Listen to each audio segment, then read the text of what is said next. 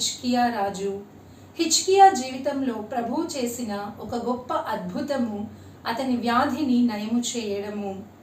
వ్యాధితో బాధపడుతున్న హిజ్కియా దగ్గరకు యెషయా ప్రవక్త వెళ్ళి ప్రభు సందేశం తెలియచేస్తూ నీవు ఇక బ్రతుకవు అంటాడు.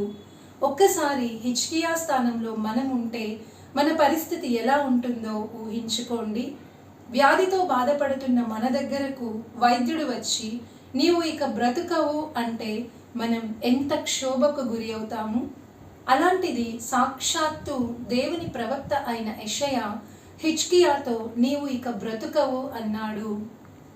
ఇక్కడ హిజ్కియా గొప్ప ప్రార్థన చేస్తాడు.